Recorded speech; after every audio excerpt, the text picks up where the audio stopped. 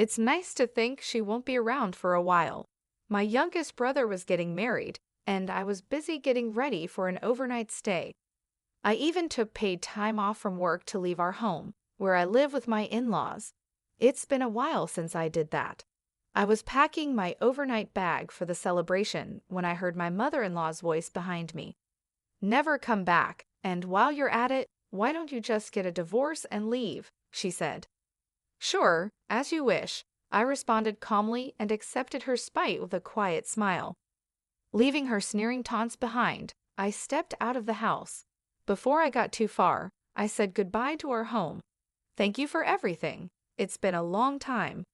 I don't remember ever being looked after by my mother-in-law, but somehow I felt very lighthearted. I pulled along a slightly oversized suitcase, rushing to where my beloved family awaited. I'll be staying at the hotel for 3 nights and 4 days. What comes after that remains a secret. My mother-in-law doesn't know that I will never return as a resident of this house.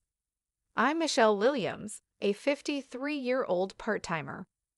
While working at an office, I also manage our busy household. My husband Daniel and I are the same age, and our marriage has lasted over 31 years. It was an arranged meeting recommended by an acquaintance, but we're a couple who share similar values and get along well. The only loneliness comes from Daniel's job as a sailor. He works for a shipping company and can be away from home for over a year at times. Still, our relationship is good, and we are blessed with a son. We live in a house with my in-laws until recently. I was mainly responsible for taking care of my husband's grandmother, who lived with us. I used my income to hire a caregiver during the day. After that, I took care of her mostly by myself. This went on until my grandmother-in-law passed away. Michelle, thank you for everything over the years. Grandma must have been happy too. She was grateful to you until the end, Daniel said, his kind words bringing tears to my eyes. Surrounded by children to great-grandchildren, my grandmother-in-law was well cared for. In her younger days, when I was new to household tasks, she taught me how to live properly. She was kind and fun, though strict at times, and seemed to laugh most of the time. Thanks to her, I could keep my job for my younger days and work part-time even during caregiving.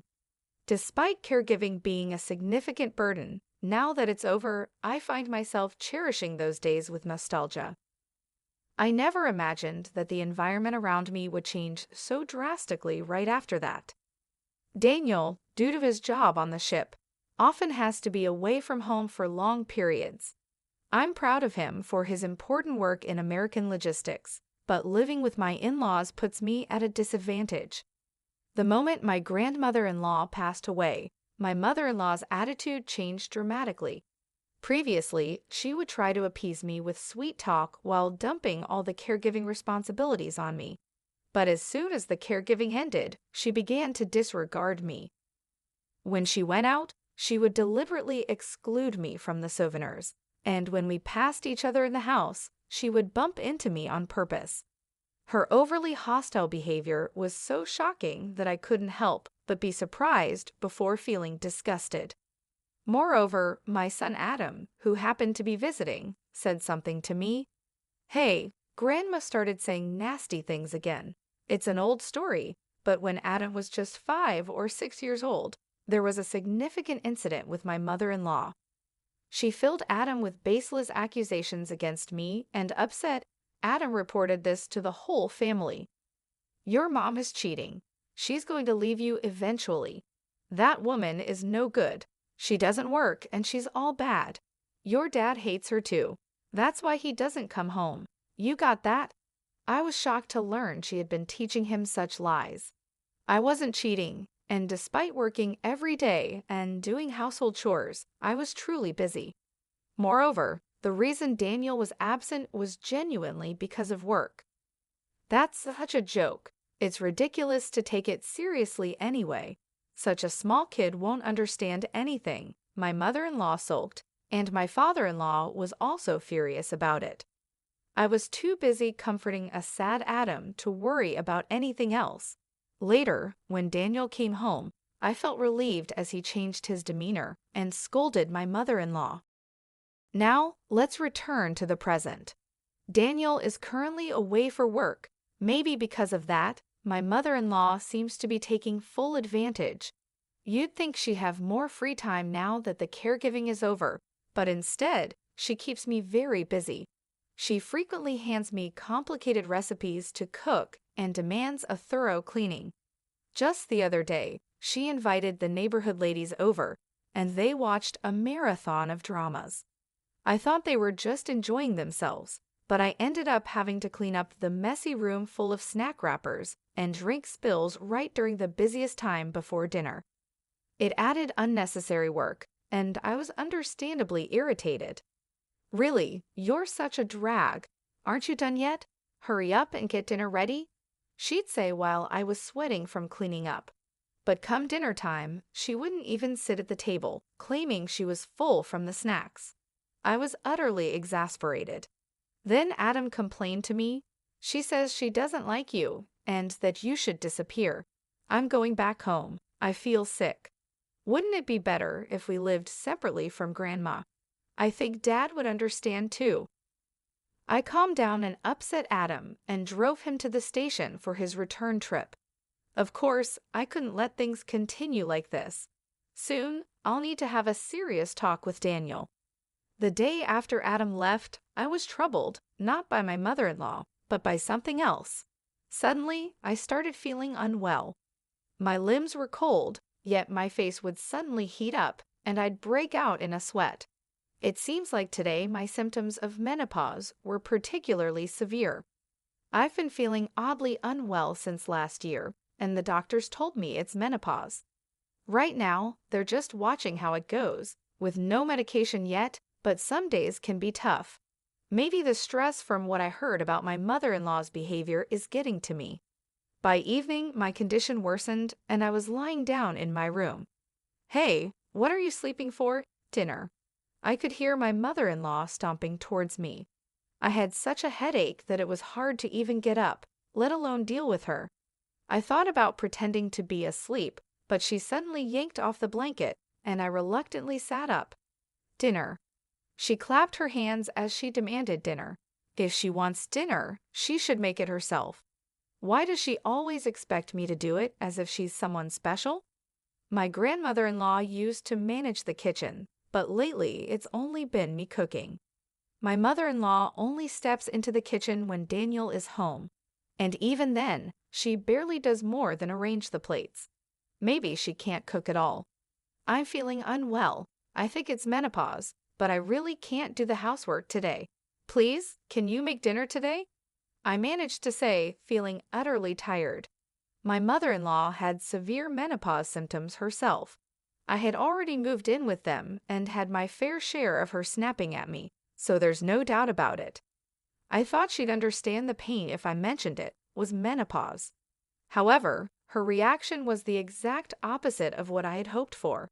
With a snort, she suddenly turned a bag over my head. What? I let out a small scream as something showered down on me in the dim room. Just waking from sleep and feeling sick, I couldn't tell what it was at first. A moment later, I realized it was the smell of potatoes. The bag she turned upside down was nearly empty, but she had sprinkled me with snack crumbs. The sheer unexpectedness of it left me dumbfounded for a moment. Don't be lazy, she said with a click of her tongue, and then left the room. Here I was, bedridden and in pain, being yelled at. I almost felt like clicking my tongue back at her. How could she do something like this? Rather than anger, it was a bizarre sensation, like seeing some rare animal. I felt sure that my limit was nearing. About half a year later, I had taken some paid leave from work and was preparing for a trip. It was for my younger brother's wedding. He had been living with his girlfriend for a few years, and they were finally tying the knot. Their home is in Michigan, and they wanted to have the wedding there. Since it's quite far from here, I booked a hotel for a 3-night, 4-day stay. I decided to take the trip and participate overnight. My younger brother offered to cover the hotel costs, but I declined. Since the date of the ceremony was set according to my schedule, I wanted to pay for it myself. It's a small ceremony with just the family, but it's a rare opportunity for all the relatives to gather, so I'm looking forward to it. Since nobody else would likely prepare meals in my absence, I decided to make a week's worth of meals in advance the night before leaving, while we were eating dinner. I told my in-laws about the meals I prepared and stored in the fridge. My father-in-law thanked me, but as usual, my mother-in-law seemed displeased with everything about me. "Why are you even going to your brother's wedding? It's just a remarriage, isn't it? Probably nothing good," she said with a frown, and my father-in-law glared at her. "Actually, both my brother and his partner are marrying for the first time," I replied. My mother-in-law burst out laughing with a rude expression. "First marriage at 41? There must be something seriously wrong with him to be single that long. Your brother's at a good age, yet he's having a flashy wedding. Shameless." She seemed to be confusing him with another brother or had completely forgotten about my family structure. In fact, I have 3 brothers. The youngest brother and I have a 15-year age gap, so he's still quite young. "No, it's my youngest brother who's getting married. He's in his early 33s, and his partner is in her 24s, I explained, shrugging. My mother-in-law raised her eyebrows, offended by the correction, but soon twisted her face into a sneer again. "How creepy. His partner is 24. That's like a parent and child," she said. I was astonished at her refusal to listen. This time, even my father-in-law seemed to realize the mistake, clearing his throat. I swallowed a sigh as I responded, "It's not 24, she's in her 24s. They're only 5 or 6 years apart. Doesn't that sound normal to you? I talked to her over video call the other day, and she seemed like a very sensible young lady." I ended the conversation with my in-laws and started preparing to leave. At the venue, I should see Adam and my parents as well.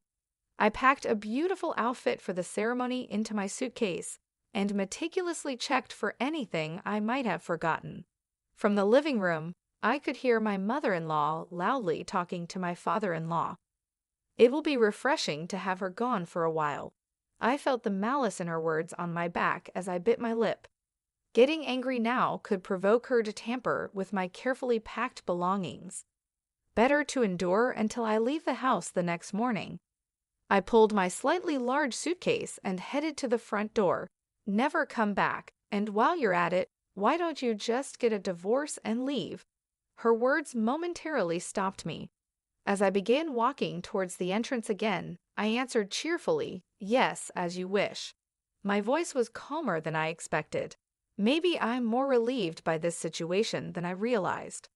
I had reached my limit of endurance long ago. Actually, I had been in touch with Daniel beforehand, steadily preparing for this day.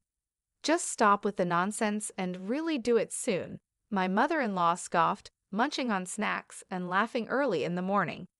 It's surprising how much she can eat just after waking up. I decided to walk to the station. As I left the house, before getting too far, I looked back at our familiar home and said with emotion, "I really owe this house a lot." Except for my mother-in-law, I've been grateful to this home for a long time, to my grandmother-in-law, my father-in-law, Daniel, and Adam.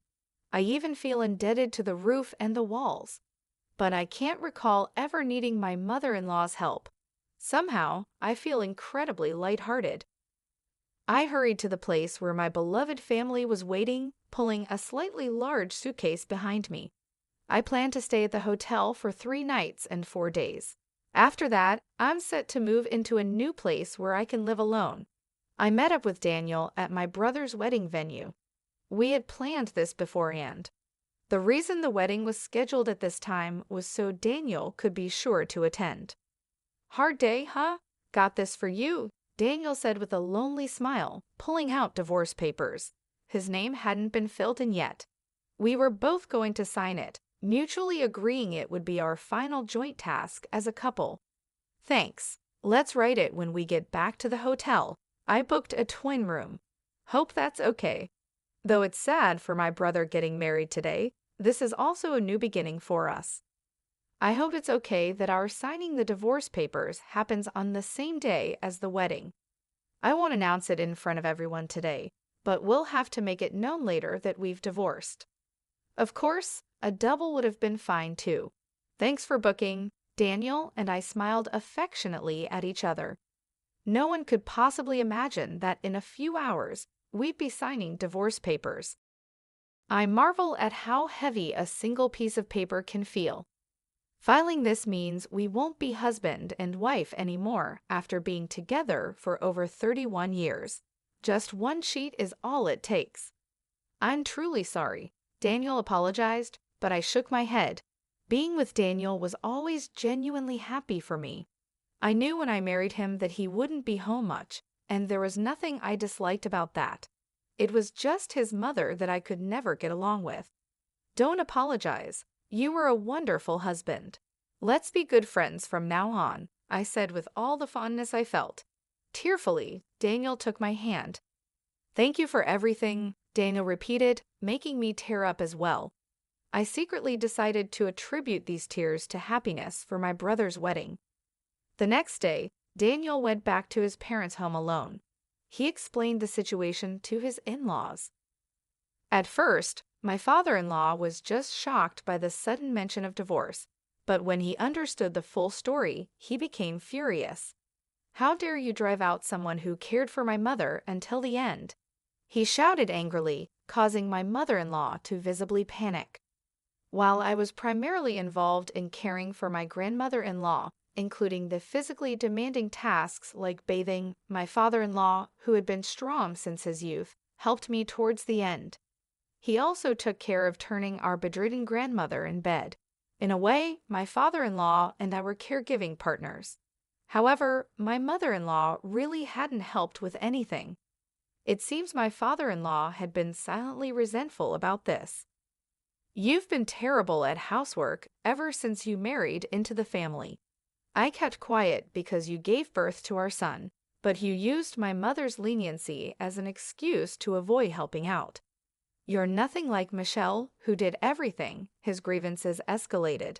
My mother-in-law tried to retort when compared to me, but my father-in-law started speaking before she could get a word in. It should have been you who left. To think we lost a hard-working daughter-in-law like that. Do you have any idea how much luxury Michelle's salary provided us? You haven't earned a single penny. Mentioning money put my mother-in-law in a weak position. She had never worked outside the home. The household expenses, including what my in-laws used, were covered by Daniel. Being a sailor, Daniel earned a good salary, and my in-laws converted all their pension into pocket money. Honestly, our family was wealthy. The costs related to the children or my grandmother-in-law's care could actually be covered by Daniel's earnings. Yet I worked because working was fulfilling for me.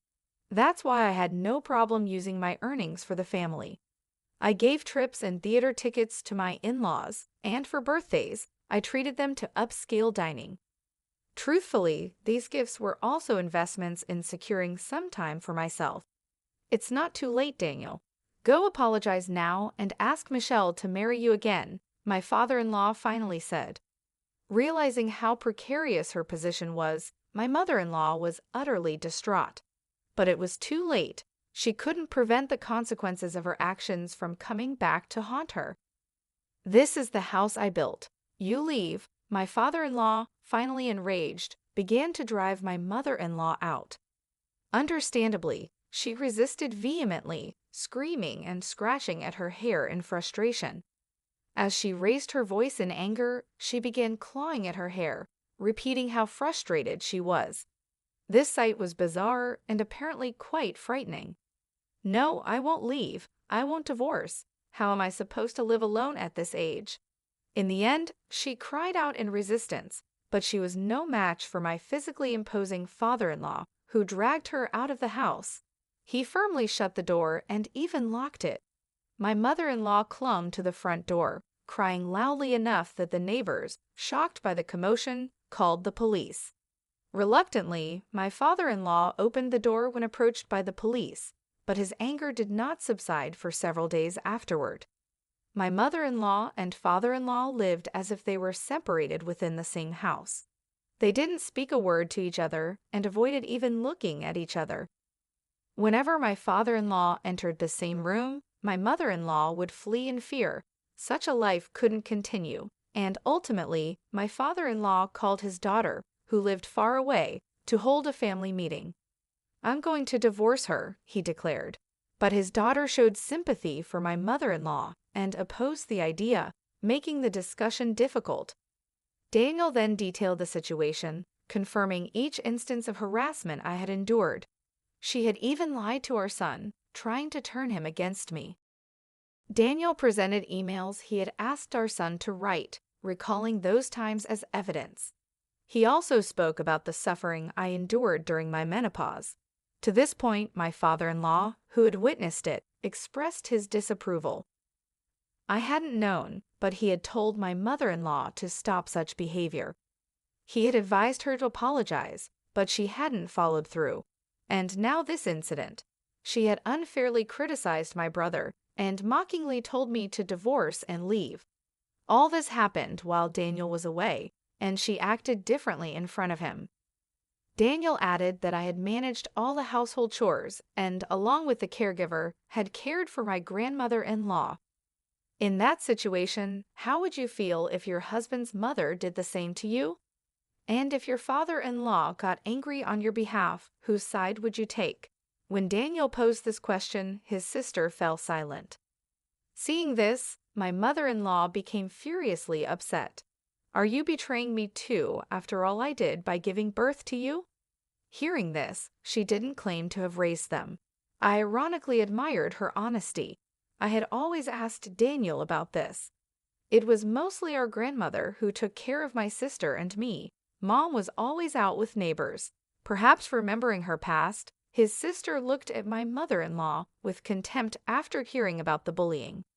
In the end, the only working housewives in this house were my grandmother-in-law, whom I cared for until the end, and myself. My mother-in-law was indeed the mother who had given birth to 3 children, but when it came to housework, she mostly just wanted to reap the benefits without doing much work. By reflecting on this, her habitual negligence was finally noticed by the family, completely undermining her position.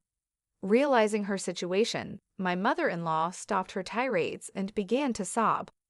In the end, it was decided not to divorce out of pity, but my father-in-law is considering separating from her.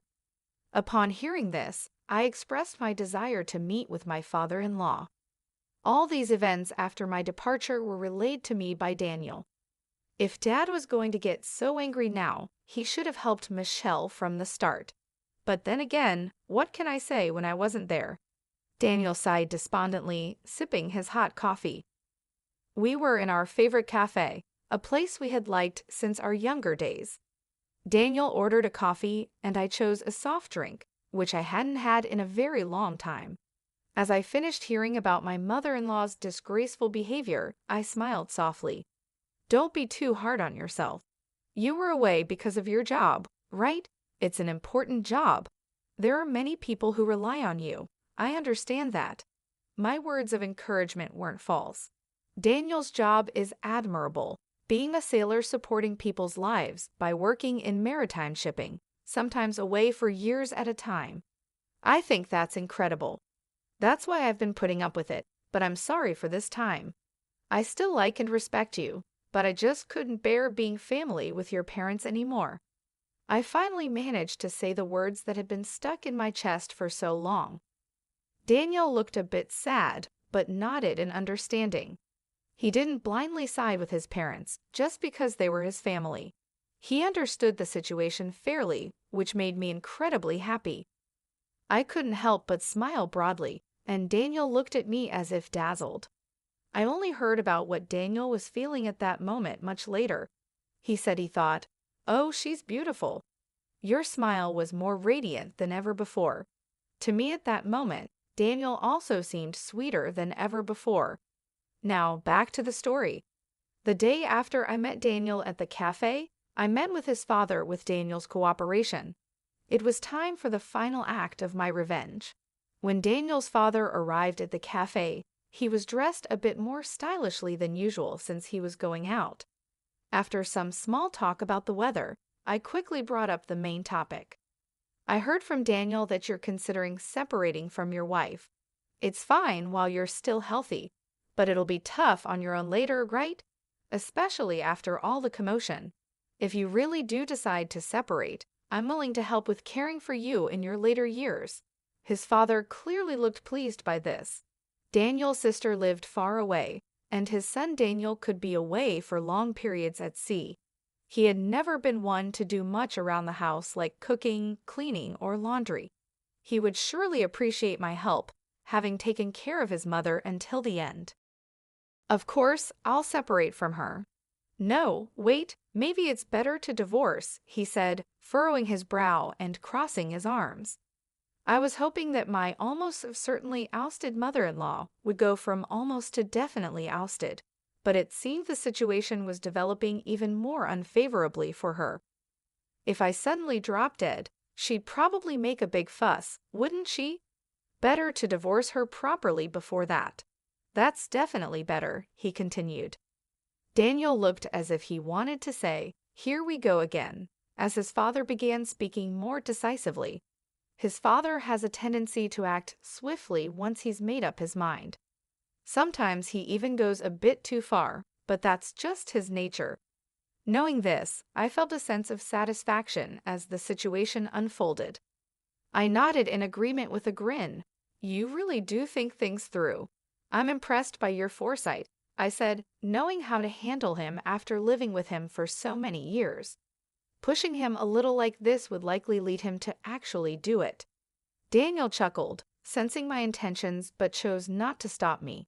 He was probably more angered by my mother-in-law's behavior than I was.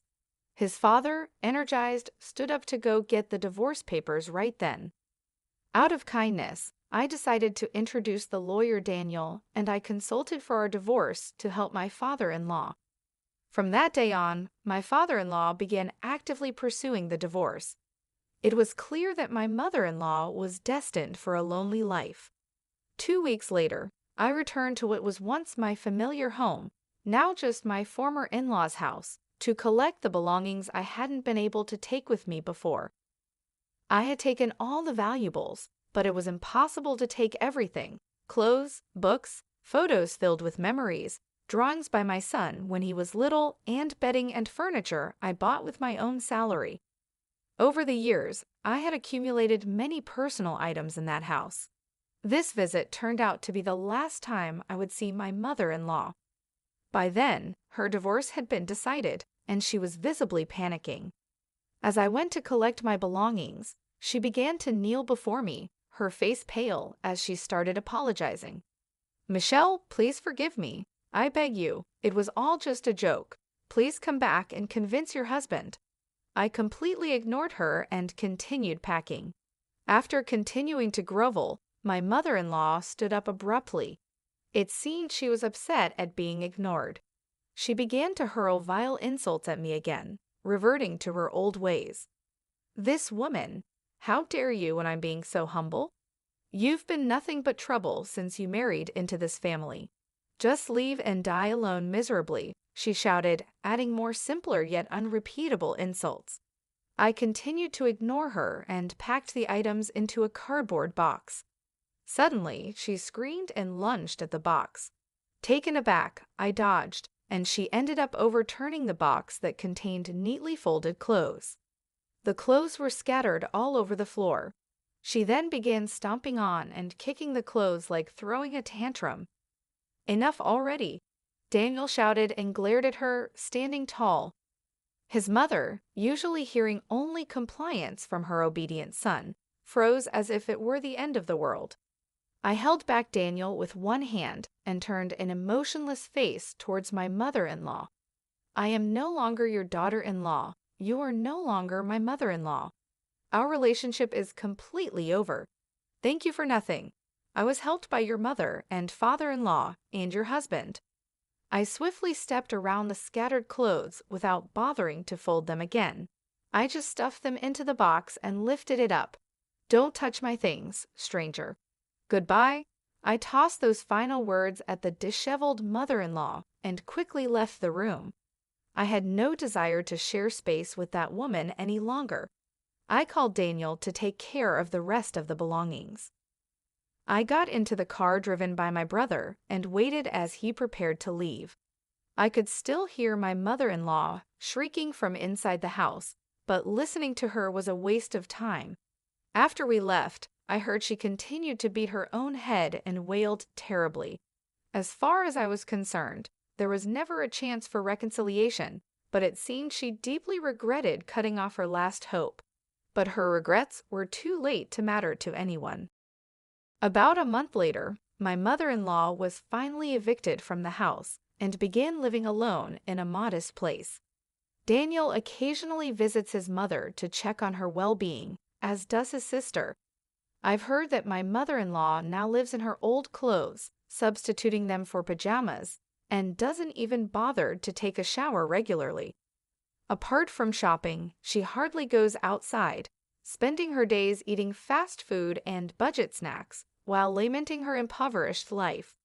Apparently, she did split some assets with my father-in-law during the divorce, but sadly, it wasn't a significant amount, and she's living with financial insecurity in her old age. I don't know about my sister, but I'm not giving her any support. That's obvious, right? Daniel told me this with a shrug. As a well-paid sailor, Daniel was always a source of pride for his mother. She never expected to be completely cut off by her own son. All this was because she constantly disregarded me, the wife her son chose. And yet, the irony is that she herself had said, "Never come back, and just get a divorce and leave." Now she's the one who can't ever come back. It's exactly like the saying, "Curses return upon the heads of those that curse." She should have been prepared to face her own misfortunes if she wished ill on others. 5 years after the divorce, I'm enjoying a peaceful life alone with my cat in an apartment about a 25-minute drive from what used to be my in-laws' home. I found this place after looking for somewhere convenient for commuting to work. The rental is pet-friendly and welcomes animals. It's a lovely place with good sunlight. I still visit my former father-in-law's home once a week to cook him various dishes. Our relationship has improved since the divorce. My sister-in-law, who lives far away, can hardly look me in the eye, given how much I still help out. Daniel and I still keep in touch. In fact, when he returns from his long sea voyages, we make sure to go on dates. It's almost like we're courting each other anew. We go to movies, visit museums, and despite being somewhat new at this, our relationship feels fresh and exciting. We spend hours on the phone and exchange messages, finding it surprisingly enjoyable. Adam, who visits us on his days off, jokes about our fake divorce, saying, "You two just went back to being lovers, didn't you?" But the truth is, Daniel and I never were lovers before. Our marriage was arranged, and we never really had a period of romance. So now, it's like I'm building a romantic relationship with him for the first time. We even have a secret pact. If we ever find ourselves completely free from having to deal with his mother, whether she passes away, moves in with his sister, or goes into a facility, then we'll remarry. Daniel suggests that this would be when no more welfare checks on his mother are necessary. Discussions about whether his sister and her husband will start living with her or place her in a facility have already begun. Our reunion might not be so far off after all. After more than 31 years together and now nearing our 55s, it feels somewhat embarrassing to talk about this, but I'm thrilled at the prospect of experiencing true love with Daniel, whom I've always